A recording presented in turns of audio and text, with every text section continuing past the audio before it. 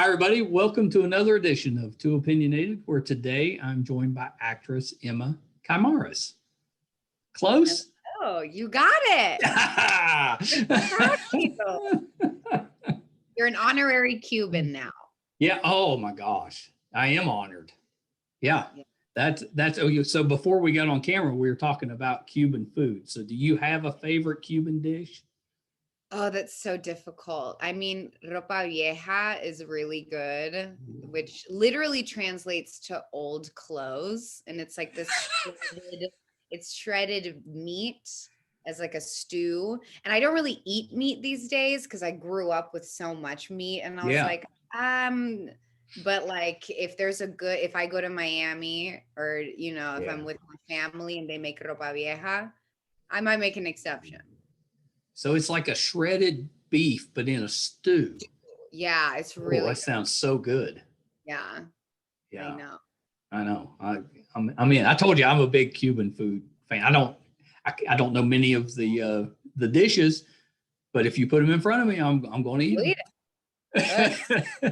Good thing. So Emma, thank you so much for doing this, and I like to start here. So what made you want to get into entertainment, or how did you get into the entertainment business? My mom just popped me out and I was on the stage already. It was one of those things where I started as a dancer. Yeah. I started dancing when I was 4. Wow. Because my sister did it because she was in tap class, and I was like, I want to do it too. And stuck. Then I went to an arts middle school. I went to an arts high school. I remember my dad, I was about to go to college, which I went to a dance conservatory in New York, SUNY Purchase. Oh, okay. I remember we were in the car. My dad was like, because he's a lawyer. I'm the only artist in my family. I'm a child of immigrants, Yeah.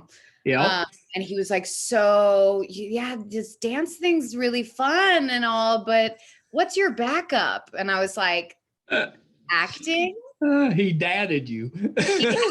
And my backup was acting. So, hey, I'm doing my backup job. That's not too bad. That's not bad at all. So did you do all the dance? Like you took all the different classes? Yeah. I started with ballet and jazz and tap.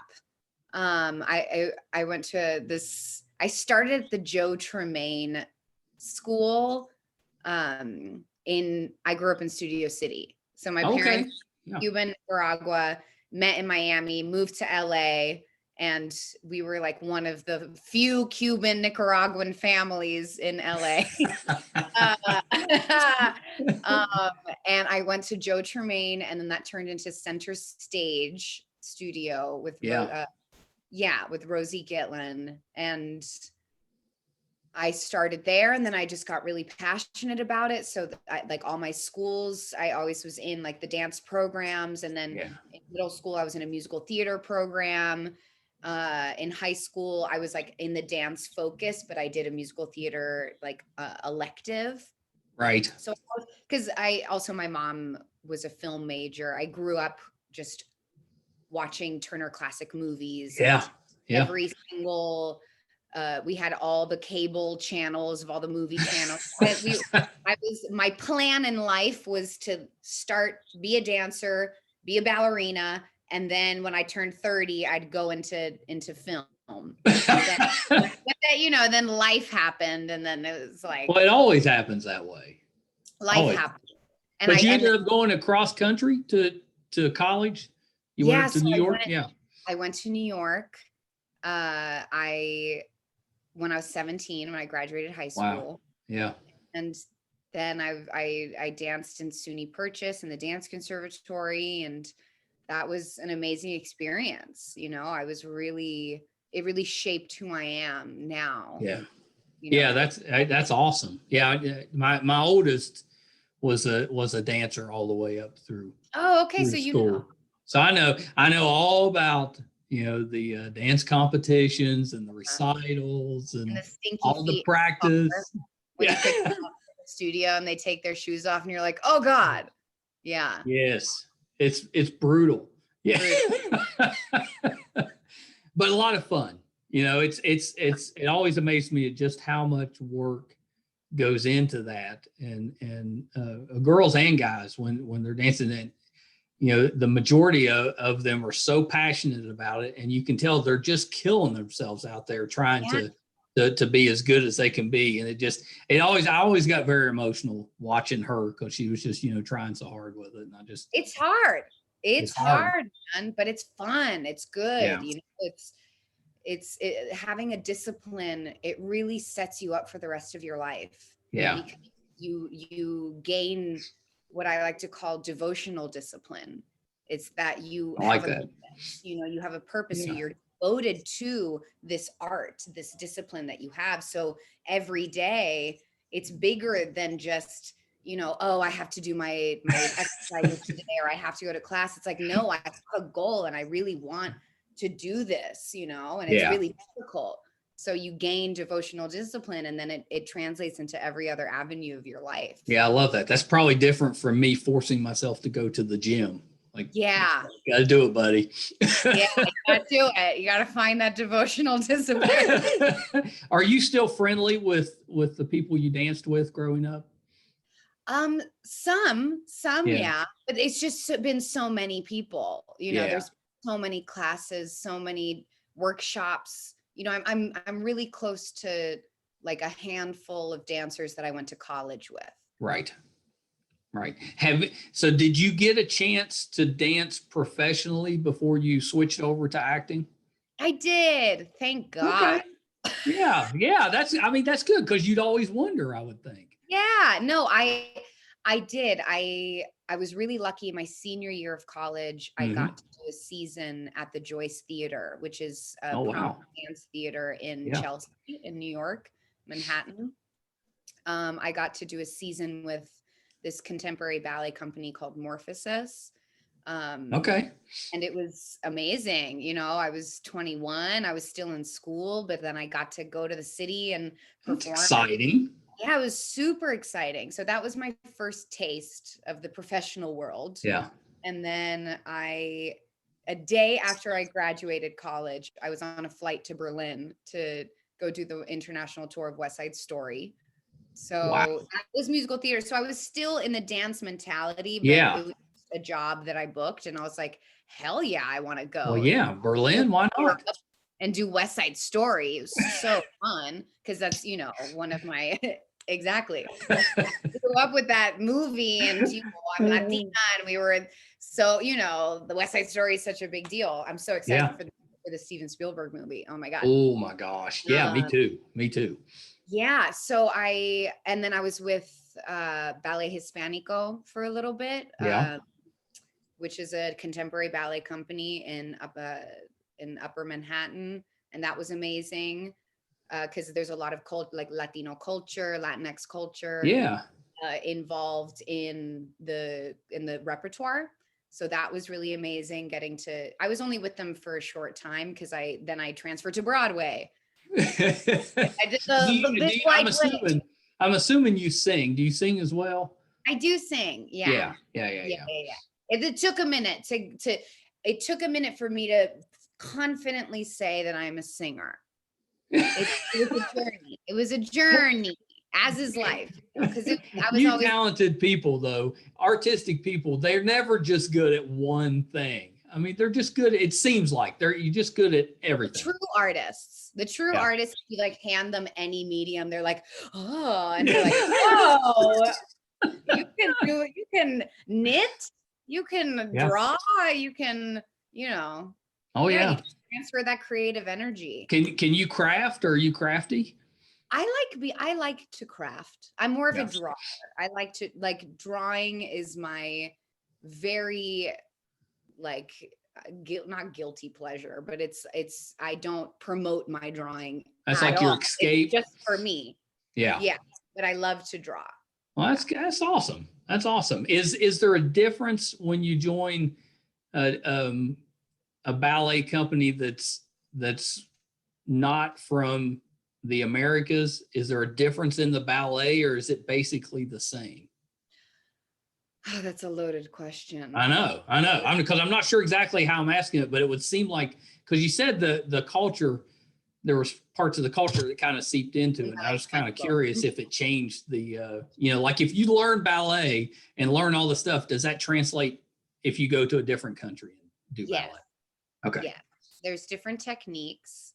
The most prevalent like ballet technique that you'll see in the United States is George Balanchine, who he's actually Russian. Okay. But he was like the creator of the School of American Ballet, New York City Ballet. He basically is the history of New York City Ballet. He's the father of American ballet, I guess. The father, and he's a Russian guy. Well, Russian ballet, though. Wow. The greatest in the world, in my opinion, are the Cubans and the Russians. Yeah. Because they, communist countries, that's all they do. When you're very focused. Company, that's all you're doing. That's all you're doing. So they are phenomenal. The Ballet Nacional de Cuba, I saw them at the Kennedy Center in DC. Yeah. And I have never been more proud and loud to be a Cuban. I was up in like the nosebleed seats, just sobbing and like, because they're just so good. They're so good. And so there is different techniques. Like when you go to different cultures, different countries, they teach, the basics are the same, but it's always going to have a different flair. Culture has a lot to do with movement. If you study anthropology, a lot of anthropologists study movement and dance because it's how cultures speak to each other. It's a form of good point. It's different. It's going to be different in different places. Yeah, that's really interesting. So do you, like my son's in film school, and he says it ruined movies for him because now he goes and he's constantly critiquing them. I mean, does that happen with you with dance? Do you go to see people dance and do you still enjoy it? Ruined it. It just gives you a different eye. It gives like a different perspective. You watch it from a different perspective, for sure. Yeah. So I think the first thing that I saw you in was the Fosse show. Oh, you saw that? I did see that. It's a good show. Right? Oh my gosh, it was so good. It was so Sam Rockwell, Michelle Williams, so great. I know, and they can do about anything. But you got to be on a couple episodes, if I remember right. I did. It was that was such a dream come true. That's kind of merging the dance with the acting. And that's my goal. My goal is to bring everything, because dance is such a big part of who I am. I would love to bring back, the kind of the golden age of film where there was a lot of dance and a lot of performance that back in the AM days. I would love to bring that back to the silver screen, kind of that. Oh, that'd be amazing. That'd be amazing. Do you have a favorite dancer from back then, like the silver age of television or movies? I mean, Sid Charisse is just, he was those long legs. She's phenomenal. Yeah. Amazing. Gorgeous technique. Leslie Caron, she is just stunning. I mean, Rita Hayworth, she was an undercover. She was an undercover Latina. Really? She's Mexican. She was Mexican, but I did not know that. Hollywood day, and this, they had her change her name to Hayworth, and she didn't really promote her Mexicanness. I really like that.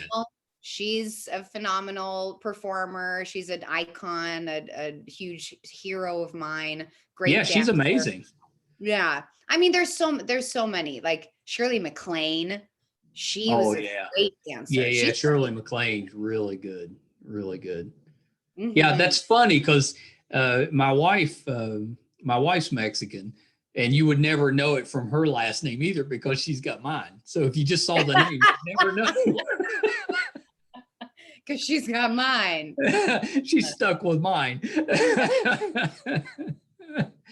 But I guess that's just the way it goes. That was her choice. I didn't force her into that. You're a feminist. That's right. I'm a feminist. Yes. I was totally behind it. No, you were so good in that show. I wanted to make sure I mentioned that because when I saw you in the new show, I was like, oh, I know her. And that's why I was like, I got to get her to come on the podcast because I was like, oh, yeah. Amazing. Oh, thank you so much. Yeah, I'm really proud of Fosse because Bob Fosse is another hero. Yeah. Fosse technique is one of my it's so brilliant. I could talk about Fosse technique and just his legacy it's amazing. Yeah. I'm behind you though. If you want to write a new dancing classic that harkens back to the olden days. I'm down. Let's go. I think you should do a ballet dancer that solves crime. That's the show. You can use that. It. Yeah, you can use that. I won't. Like Perry Mason. They brought Perry Mason back. Yes. Could be like ballerina Mason. Because nobody would ever suspect it. Nobody would ever suspect it. I agree. I think that would be really good. So what was your first acting role? What got you into that side of it? Well, it's funny. My first ever TV role was for this limited series on Stars called Flesh and Bone. I saw that series.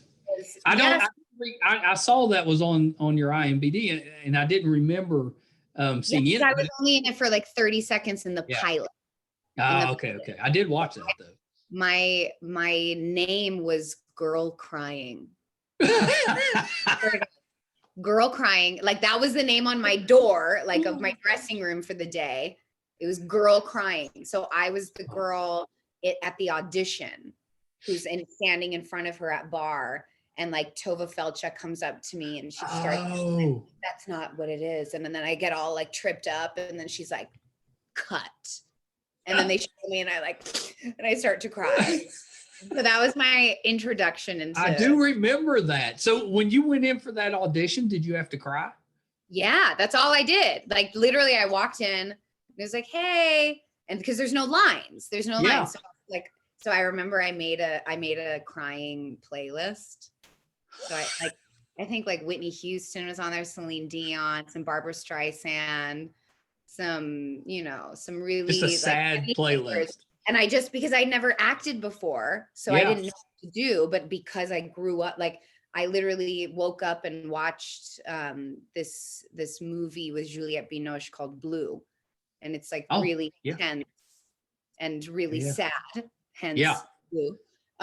So I just watched that, and then I listened to my crying. That's smart. I went in, so I was feeling my feelings, and then then he said the lines, and he was like, okay, and then I just cried.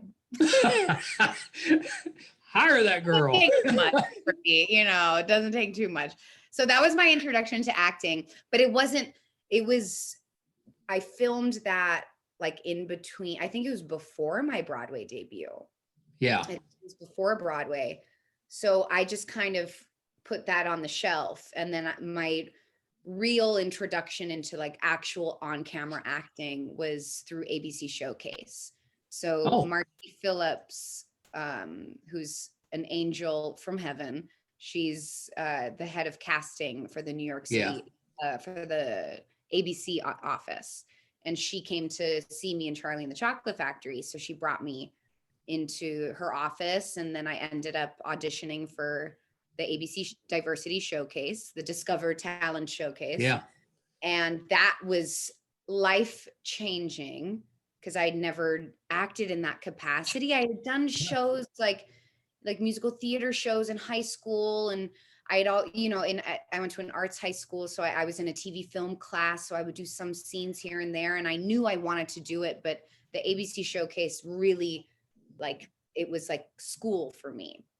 Yeah. I really learned how to translate everything that was inside of me into the screen, because it's different theater. Oh yeah, of course. Yeah, because it's completely different. It's very different, and I'm a pretty big person, and I was playing to 1,500 people every night. Right. And then I go to showcase rehearsals, And then they would just be like, great, Emma, but can you just bring it down? like, it's with camera, just in the eyes. And so it took me that introduction into the acting world really changed everything for me. I'm really interested in this showcase because I had never heard of it before, and I was lucky enough to speak to another actor. It's been a few months back, but he's going through it now. So he's cool. going through the show. So he kind of explained it to me that it's, they have, I don't know, it's a lot of talented people coming in, and then they choose a group that they really kind of groom for projects, for future projects. Yeah, I mean, it's kind of an honor to do that because you're beating a lot of really talented people out for it. It was amazing. It was like boot camp, because they were just giving you would do a lot of cold readings. They just give you scenes, and they would just be like, okay, you partner up, and just do this, and then come in, and then, okay, this doesn't work, switch roles, switch this. Why don't you read this? And so you just had to be very present, very just present and humble, and just ready to play. It was take a lot of feedback. Yeah, a lot of feedback, and a lot of things are changing because they're trying to, like what you said, like they're trying to groom you, but they also want to bring out the most authentic you. Yeah, I love the whole. I didn't even know things like that existed. Me neither. Yeah, that's amazing. So, what was that like though when you first went in? What kind of day was it?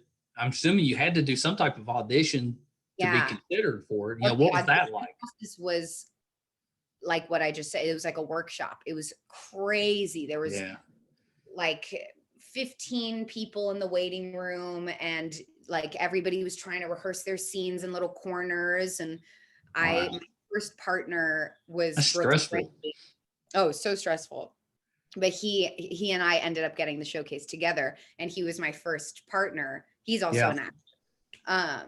He's great. I love him so much. Well, what's his name? Brooks Brantley. Oh, Brooks Brantley. Okay. Look out for him. He's I know. That's why I was asking. I was like, oh, check him out. We had we did the first scene together, and it was like, we just went there. Like, I remember at one point, he's like 6'3", and I just like, on him because we had to like do this scene. It was, I don't even know, but we just went there. We went 100% committed. That's like, awesome. Jump, just because why not? Why not? Such an opportunity to grow and to have new experiences and new exposure. So we just were both like, okay, let's go. Yeah, because what's the worst thing that's going to happen? You don't get it. I know. I mean, you might as well give it a shot. Might as well. Well, they obviously saw a lot of talent in you, because that's awesome. Yeah, it was great. Yeah, that's pretty good. So what did that specifically lead to roles? Yeah, so I did ABC Showcase, and then like 3-4 months later, my Broadway show closed. Yeah, that was Charlie and the Chocolate Factory, right? Chocolate Factory. Yeah, who'd you play in that? So I played Veruca Salt. Yeah. And in this version, she was a Russian ballerina. So I played a 12-year-old Russian ballerina, and I wore point shoes. I got to create my role, which was amazing. Yeah, that's kind of awesome. It was so amazing, with Jack O'Brien. Josh Burgos was the choreographer. And he really gave me a lot of liberty to just bring my full brat 12-year-old self into the role. I had to really dig deep for that one. So my show closed in January of 2018. And I had done showcase October of 2017. So I kind of was just like pushed into pilot season, my first pilot season. And What's that like? Was terrified. I didn't know what the hell I was doing. I was like, what? Because I come from dance world where all the auditions are in classes, and there's feedback, there's callbacks. Like, it's much more you know where you stand. It's more interactive, right? It's In more dance. interactive, Yeah. you know, but in these auditions, it's just you and a camera and a reader and, you know, some person who is just probably thinking about what they're going to order for lunch or who they're casting, you know, for some major thing. And you're just some nobody. And they're like, okay, give me that. You're like, okay. And it's just like an empty room and a camera. And you're like, you know, so it takes a lot of, it's a skill, you know, auditioning. Yeah, I guess it would be. It's very different from acting. Really? It really is. Auditioning is skill. It's not the same because when you're acting, when you have the job, you're on a set, you're in a costume, right. Everything's happening. All you have to do is just plug yourself in, and it's so much easier to be in the environment. Whereas in an audition, it's a blue or a green screen, a camera, and a reader, and then you have to create it. Yeah, I could totally see that being hard. Oh, it's so different. And then you really, you know, you start to, if you don't have a strong sense of who you are, you could really lose yourself because everybody has an opinion. You know, everybody tell you, well, you need to be doing this, or you need to be doing that, or you should try this so that you can da da da da, because they're just seeing you sitting on a chair reading a random Law and Order scene. You know what I mean? So I was terrified and very intimidated my first pilot season. I bet. Are there good auditioners that are bad actors and vice versa? You know, my God, good actors that are bad dangerous auditioners? question to ask. I mean, let's just say yes. Because it's kind of a separate. I mean, they're connected, but it's a separate skill set. Yeah. So I could see somebody being a really good actor, but maybe they just really struggle with an audition. They bomb with auditions. Yeah. I could see that. And so you mentioned Law and Order. You got to do an episode. I did. SVU, right? Oh, fun. Oh, yeah. Because that's like a rite of passage for New York actors. Because were you the killer? No, I was a little junkie. I think I was like 16 or something. I played like a really young little recovering addict. And she, you know, she was the sister of the main girl. Okay. And she kind of, you know how like in Law and Order, there's like one storyline, and then like halfway through, there's a completely new storyline, and then that storyline, and then you're like, wait, whoa, that's now. That was kind of my character. Like she just came in out of nowhere, and then it's like, oh my God, it actually is now about her relationship with the main girl, you know. So that was cool. That's really cool. I had to put like junkie makeup on me, which was hilarious. Like, what is junkie makeup? They had me scrunch my lips up and put white eyeshadow. Oh. Like that, so that I looked like crusty. You know? They know how to, and then they put red. I'm giving away all the tips. Yeah, I want all the secrets. The Hollywood secrets. So to make you look like bloodshot, like you're a recovering addict, they put red lip liner under my eyes here, like in the eye line. Doesn't that irritate your eyes?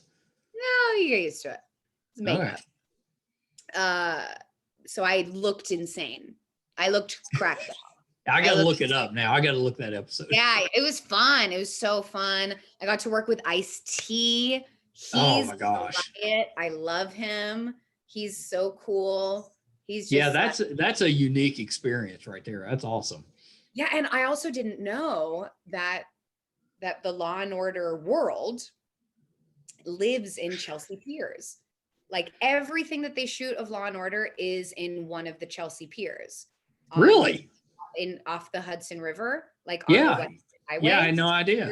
Yeah, I had no idea either. When I went to a fitting, or one of the auditions were there. The auditions are there. The casting is there. The sets, everything, like the costumes, everything is in this huge warehouse on the Chelsea Piers. So getting to go there and audition and call back, and then seeing the whole world, like the entire Law and Order universe is in Chelsea Piers, like in this one pier. So that was an honor to get to. That's kind of neat because there's like 50 seasons of all the different shows or something. I mean, second season of SVU.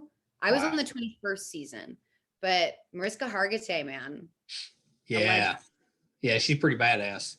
A legend. I didn't get to work with her, which was very sad, but I did get to watch her. And she that'd be worth it. I just was like, because I like grew up with Law and Order, you know. Well, yeah, of course. Dun, dun, dun, dun, dun, dun, dun. And I always used to do a little dance for my mom of the opening. That would make her laugh. Oh, you did? Every time, like full. I would play every instrument. It was a whole thing. So getting like. I meant to ask you, after you did Flesh and Bone, did you call your dad and be like, did that change his mind on what your backup plan should be? He changed his mind when I moved. Girl, Dad. I was like, Dad, because he's a lawyer, you know, he has lawyer brain, and he really, you know, he just is practical. Yeah. So he's he's my number one fan. So he kind of got hip to it, like when all right, Dad. Good job, Dad. Yeah, he got hip to it. He's my number one. For sure. I know you cry good on demand, but yeah, hey, that's why they pay me the big bucks. Did you get that growing up? Your mom like, you know, she's a really good crier. I think she could make something out of that.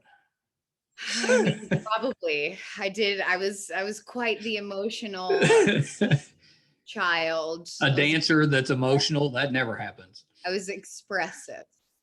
That's better. Expressive. Yeah, I was expressive.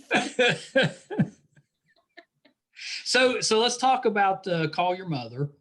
Yeah. You know, it's I think we're caught up. There's been, how many have been released? Like 4 episodes now? 4, yeah. Last night was the 4th episode. Yeah. We watched it last night. Celia was on a social media convention in Chicago.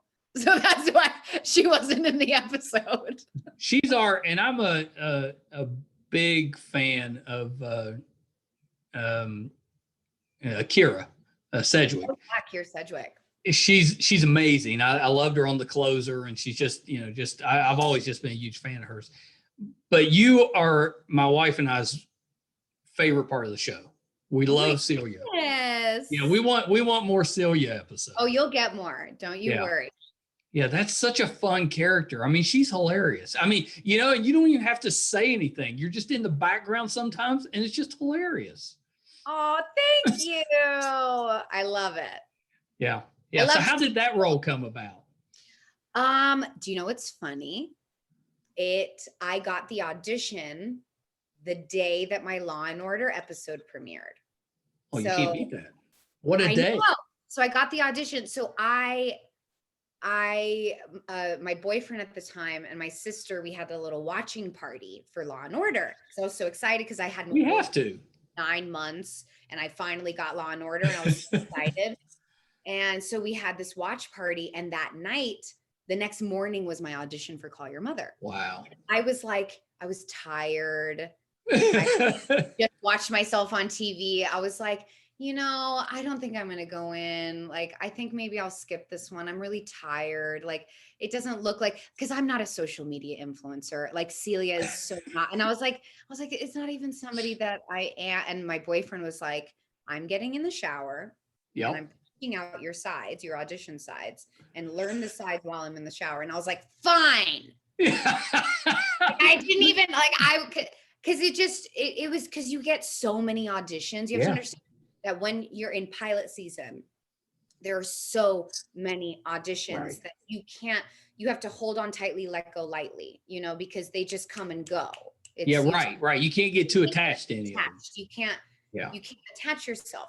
So I was just like, you know what? I was like, fine, you know, it's Marcy Phillips, my ABC Showcase mama. So I was like, you know what? Fine, I'll memorize the lines. I'll do it. And I'll go in just because I love Marcy, you know. But I was like, I was on my high from Law and Order. I was like, I'm fine, you know. So I ended up going to the audition. Like, I learned the lines super fast. It was one of those where I just didn't even there wasn't even a world in my mind where I would have booked it. Yeah. I was like, whatever. Like, it was one of like, it was like, okay. Like, I never would have thought. Well, maybe that's why you got it. You weren't worried about it because you didn't even want to be there. Maybe that's why you got it. I didn't even want to be there. Yeah, isn't that funny? So I, to this day, I still thank my boyfriend. I'm like, yeah, if it wasn't you for should. You, yeah. He deserves some Cuban food for that. Yeah, he does. Yeah. So it was just such a, it was one of those roles where I was like, this is not who I am.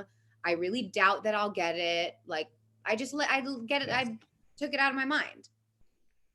Yeah. And then I booked another series for Disney Plus. So I was in the top of this other series that I ended up not being able to do because of COVID, because I couldn't do, it was shot in Vegas. That's a shame. You could have been a Disney kid. I could have been in two shows at once. Abundance. That would have been great. So my mind, I had completely forgot what Call Your Mother was, because it was actually called My Village when I auditioned for it. Right. So I was like talking about this other series with my agents, and then I got a call and they were like, you're flying to LA for a screen with Celia. And I said, for who? Yeah. What now? I was like, what? Oh, for the Carrie Lizer project? What? Like, it was one of those like, what? Okay, great. Get me on a flight. Yeah, and that's amazing. And here you are. I know.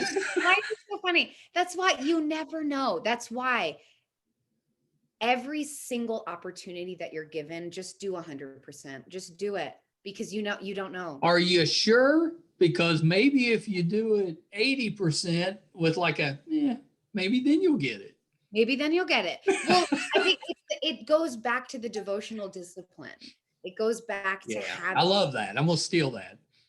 Please do spread it wide, because it goes back to having that goal, that bigger mindset, that goal of really like becoming an artist and of having respect for your craft. It's always doing your best, not even, and it doesn't have to be 100%. It really doesn't. It just, you need to be present. Yeah. Present. Yeah. And I love that. Devoted to the bigger picture, the bigger picture of who you want to be and what you want to say. Because an artist, all we want to do is just leave our legacy. That's it. Right. For people 100 years from now to be like, oh, that person who did this made me feel like this. You want people to remember your name. Remember my name. I was going to ask you, were you a Fame? Was I a Fame kid? Do you know what's funny?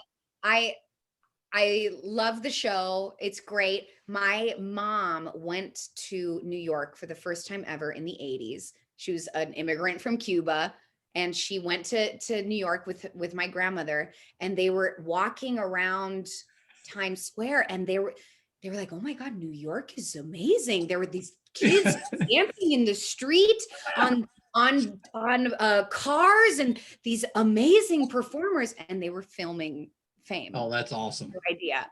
Isn't that funny? Yes, that's so funny. That was the impression that they got. You think that was just normal. They're like, New York is amazing. These kids are dancing everywhere, and everybody's laughing and happy. And it's like, oh no, but they were just filming the movie. Oh my gosh. I love that. Yeah, Fame is cool. Fame's cool. Yeah. I got a chance to interview the woman who played the second Aunt Viv on The Fresh Prince. Yes. And she had this she worked with Debbie Allen quite a bit. Yes. And she just had the best stories about Debbie Allen. Because, she's just a character all the time. Debbie Allen she's amazing.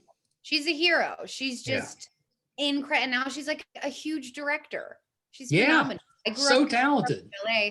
A bunch of my friends grew up in her dance studio. So I would always go to her dance studio. She's phenomenal. She's gold. Have you met her? She's that goals. No, I've never met her. I've Yeah. seen her. Yeah. I've seen her in her element, you know. Oh, that's kind of cool. Yeah. Yeah. That's really cool. But yeah, so call your mother. Every episode, we like you more. Yay! Like we liked the third episode really well too, which was the earthquake episode. Mm-hmm. Yeah, we enjoyed that one because you were like conveying frustration, let's say, with your boyfriend without really having to say it, but you could read it. You know? Come on, really? Sometimes I'm like, wow, Celia puts up with a lot of crap. She puts up with a lot. She puts up, you know, but she knows what she wants. That's why I like Celia. Or Celia, if we say it, she's Celia. You know, I really love her character. I love who she is because she really knows what she wants. Yeah. And she really doesn't care what other people think. Like, yes, she's a human being and she is vulnerable and has insecurities and whatever, but you don't really know that, you know, and she's very honest. She knows what she wants. She knows what's good, what's bad, and she's not afraid to say it, you know? That's why she's an influencer. That's why she's an influencer, you know, and I think what makes her so attracted to Freddie and to his life is the stability. Yeah. The stability and the security and the love. Because they're an odd pairing. They are. I'm even like, what? Yeah. But I've done my own backstory for Celia and my own research. Like, he makes sense for her because she has seen a lot, and she comes from she's had a lot of adventures and she's met a lot of people. She's seen a lot of people, and she's a very strong woman, you know? Yeah. So Freddie just really loves her and gives her anything she wants and gives her a lot of security. So I like that. Yeah, that actually helps me. I like that. And you'll see it, like, it develops. The story. Well, I was going to ask you, how many episodes are in this first season? There's 13 episodes. Okay, that's pretty good. Right now, we just finished filming the 11th episode. Oh, so you still got a couple. We have 2 more left, and then we're done with the first season. Yeah, that's crazy. I mean, it's anymore. I mean, they used to, you know, the sitcoms especially would have 26 episodes or something crazy. Yeah, I know it's crazy, but at least, especially in the initial season, a lot of times you only see 6 or 8, maybe 10 episodes. Yeah. 13 is actually a pretty good order for the first season. I'm blessed. Yeah, that's pretty great. It's amazing. Have people recognized you more now that you're on weekly? Yeah. Yes.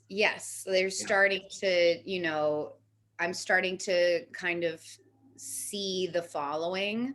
It's starting to build a following on social media, and I know my family is very, very excited about it. Well, they should be. All of Miami is watching. Right? All the Cubans, all the Nicaraguans are watching. Yeah, no, it's starting, because it's hard to tell in the beginning, you know. Yeah. You can't really get into a series, especially when it's old school. We're releasing weekly. Right. You know, that's right. No binging. No binging, you know, so you have to commit. You have to commit and fall in love with the character so that you come back every day. I think it's harder to find an audience that way. It really is, because you know, the sitcom is becoming kind of a vintage thing. It really is. It's you see less and less of them, especially on the networks. Yeah, it's just not, you know, now with all the streaming platforms and just so much content being created. And I know it's good and bad. It's good and bad. You know, it's good in that television has become a lot more sophisticated in its storytelling. Like, it's not just a half-hour sitcom where you're just going to go to escape, which is more Call Your Mother, which is amazing. Oh, yeah. It's fun. But now television has become very cinematic, and it's become very deep, and it's become an outlet for a lot of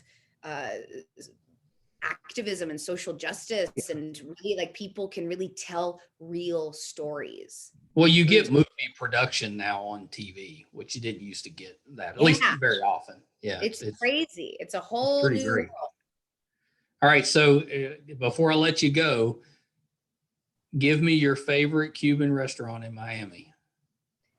Oh, I think it has to be, I think it has to be Versailles. Yeah. Versailles. Or La Carreta. It depends. It depends, because the most famous like is Versailles. You're gonna go to Versailles. I think I've actually been there. Yeah, it's like we spent time in Miami, and that sounds like where we went. I think it was on an Anthony Bourdain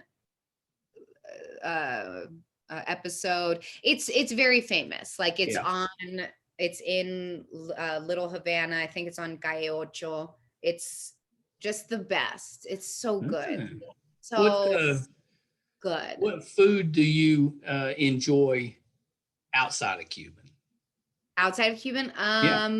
I like a lot of foods. I really like. Me too. I really like Indian food. I like making curry. I make a good shiitake mushroom curry. I'd eat that. Yeah, I'm a big fan of Indian food too. I like the Indian food. Masala. Yeah, I also really like.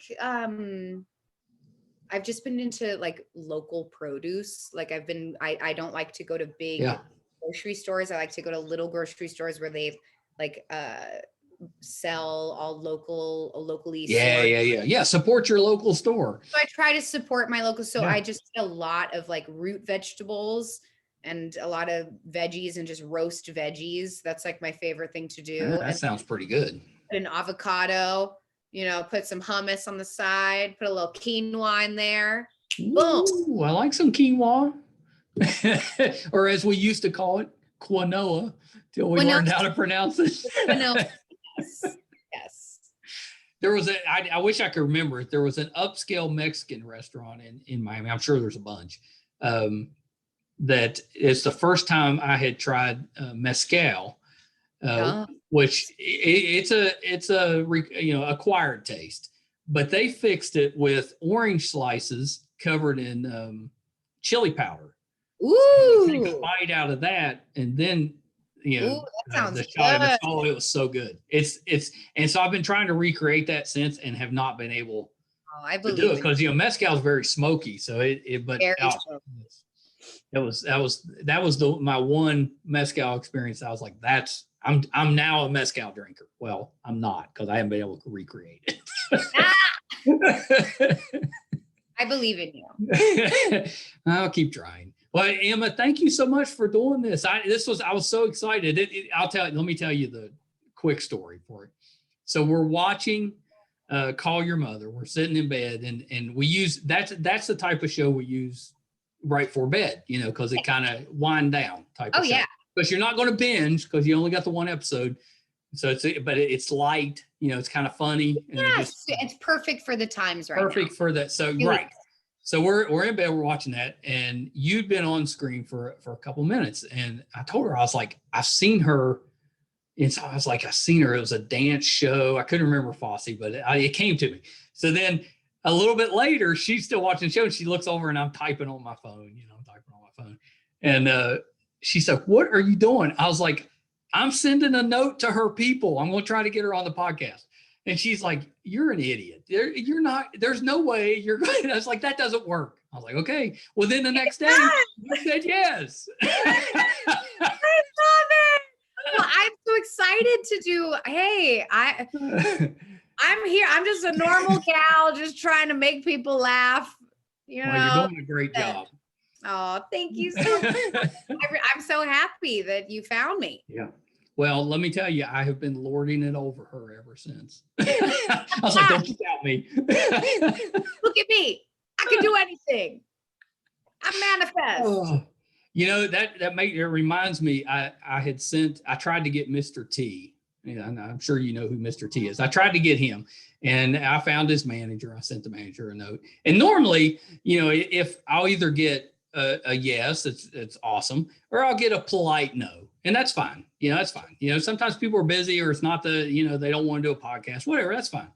Well, Mr. T's manager, he just sent back and he said, yeah, T is not interested in this.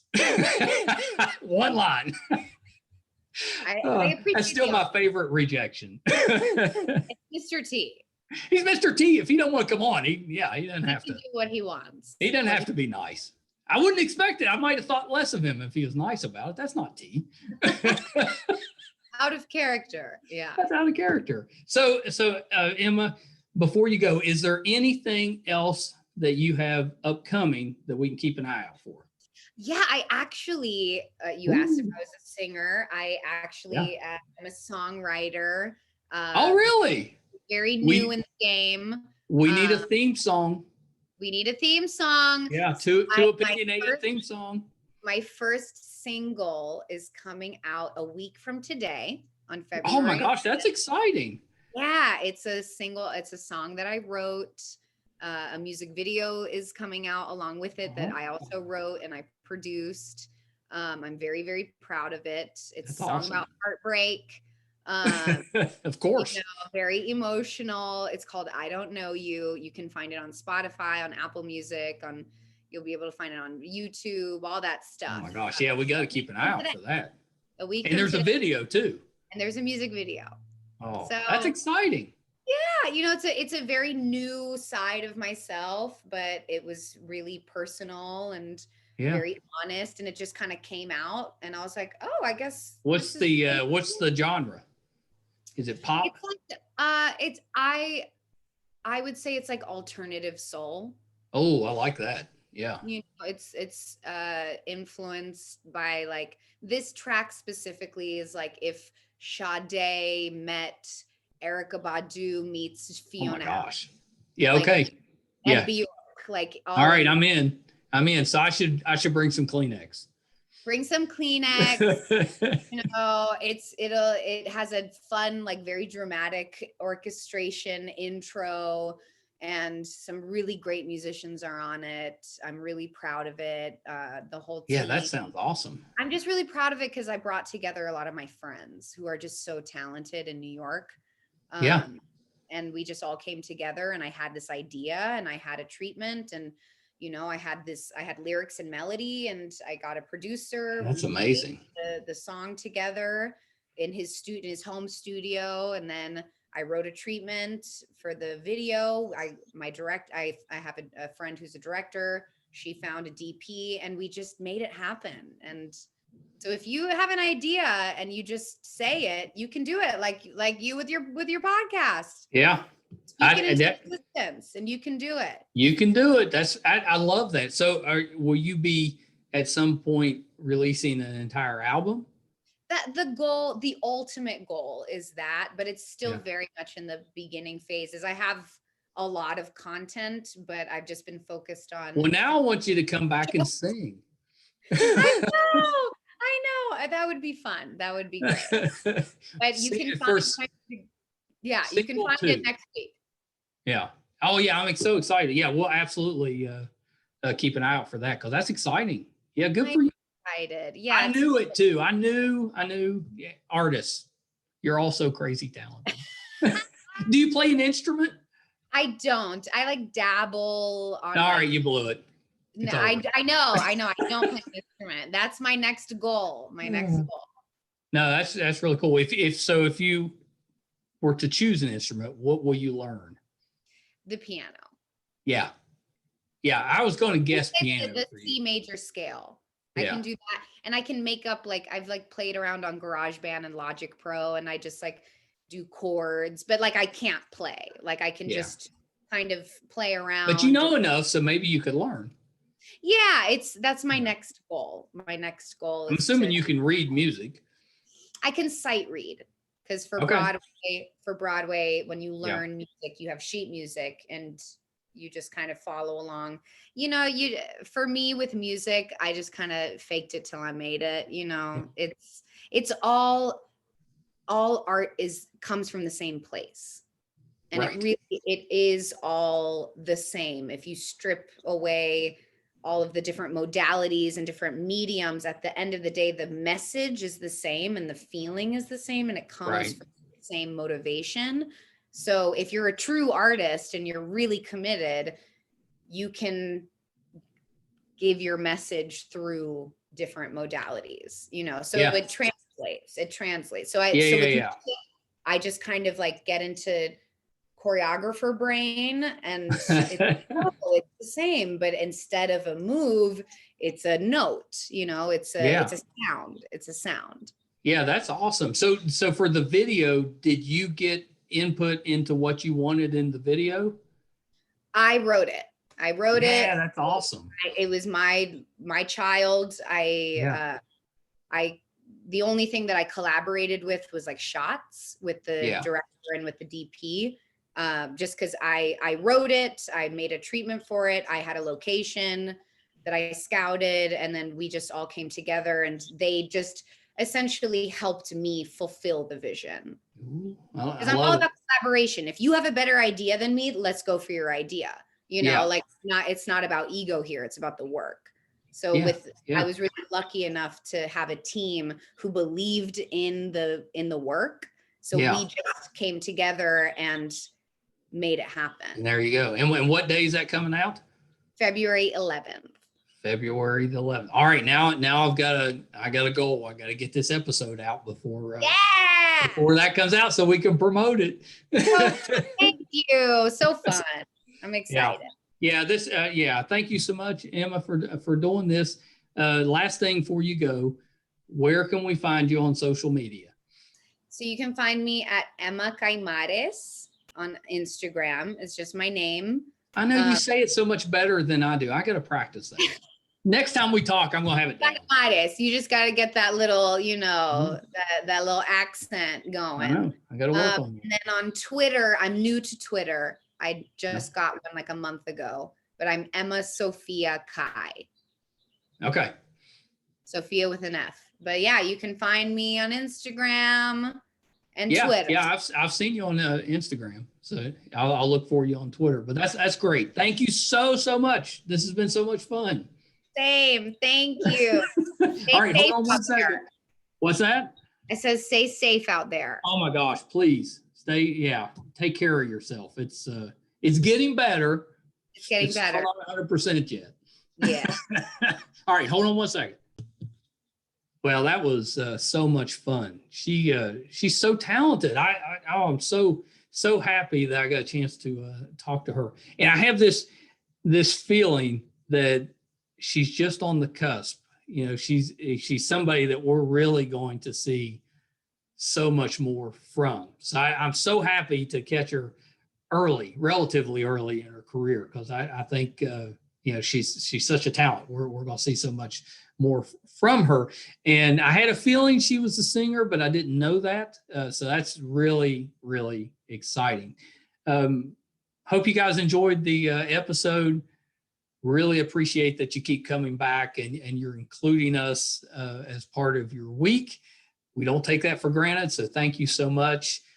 Please look for us on Facebook if you haven't done so already. It's under Meisterkhan. You can find us on YouTube under Meisterkhan Pod. Would appreciate if you would subscribe. Check out the website, meisterkhan.com.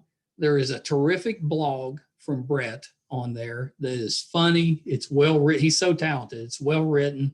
Definitely check that out. You can find all of our 200 or so episodes on the website, audio and video. And there's so many talented people and good conversations that I know you'll enjoy it. So please check that out. That's it. I just had the best time today. It was really, really fun. So until next time, bye.